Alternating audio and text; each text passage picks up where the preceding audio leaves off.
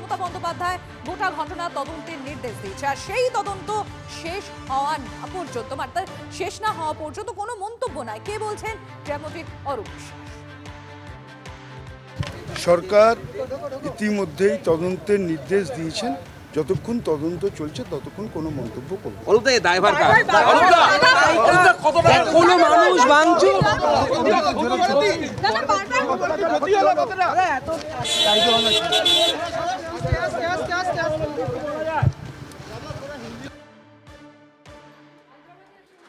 দেখুন, গোটা ঘটনার পিছনে মানে রাজনীতি হবে না, এটা নিয়ে চর্চা হবে না, হতেই পারে না। রাজনৈতিক চর্চা তো চলছে। শুভেন্দু অধিকারী তিনিও মন্তব্য করেছেন। তিনি বলছেন মেসিকে দিয়ে খেলা হবে বলাতে গেছিল, উল্টো খেলা হয়ে গেছে। কি বলেছেন শুভেন্দু অধিকারী?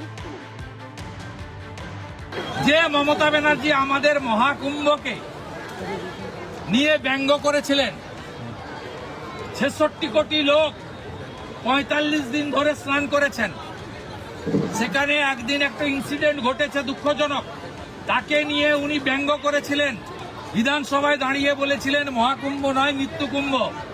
আজকে মমতা ব্যানার্জিকে বলবো, হায়দ্রাবাদে বিকেলে অনুষ্ঠান হয়েছে, তিনি একটু দেখে আসুন। আগামীকাল দিল্লি মুম্বাইতে হবে, একটু দেখে আসুন। আসল কথা, এত পাপ করেছে, মেসিকে দিয়ে খেলা হবে বলাতে গেছিল, উল্টো খেলা হয়ে গেছে। বামেরা তারাও আসরে নেমে পড়েছেন। মোহাম্মদ সেলিম বলছেন তৃণমূলের আমলে মেলা হবে, খেলা হবে, দুর্নীতি হবে না, কালোবাজারি হবে না। কি বলেছেন মোহাম্মদ সেলিম? আজকে লিও মেসি কলকাতায় এসছে এবং দেখা যাচ্ছে সেখানে বিশৃঙ্খলা হয়েছে, স্টেডিয়াম সল্টলেক স্টেডিয়াম ভাঙচুর হয়েছে, বহু মানুষ আহত হয়েছে। নবান্ন এখনো ভাঙচুর হয়নি, নবান্ন এখনো ভাঙচুর হয়নি, কালীঘাট এখনো ভাঙচুর হয়নি। পশ্চিমবঙ্গে খেলা হোক, মেলা হোক, বই মেলা হোক, বই ছাপা হোক, দুর্নীতি হবে না, ব্ল্যাক মার্কেট হবে না, কালোবাজারি হবে না, বিশৃঙ্খলা হবে না, ভাঙচুর হবে না। তৃণমূলের একটা বৈঠক সভা হলে গুলিমেলা চলবে। আর এগুলো হচ্ছে এখন এই জন্যই বাংলাকে বাঁচাতে হবে। এর আগে মারাদোনা এসছেন এখানে, এর আগে পেলে এসছেন এখানে, কিন্তু ওইসব চৌকস মূর্তি করা হবে, তাতে কাটমানি খাওয়া হবে, তারপরে টিকিট ব্ল্যাক হবে। এটা তৃণমূলের রাজত্ব, এটা বুঝতে হবে, লুটের রাজত্ব। এই আমাদের খেলা মেলা সব সর্বনাশ করবে।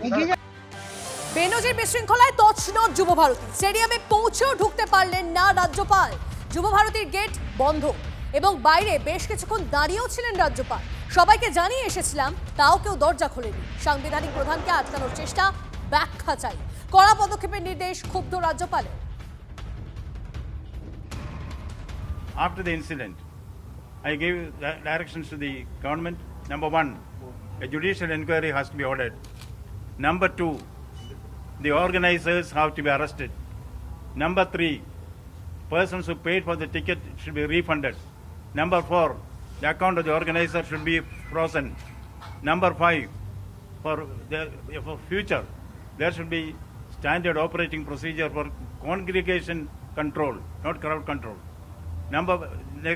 Next point was there should be an insurance for the spectators, premium to be paid by the organizers. I think some of the steps have been taken by government.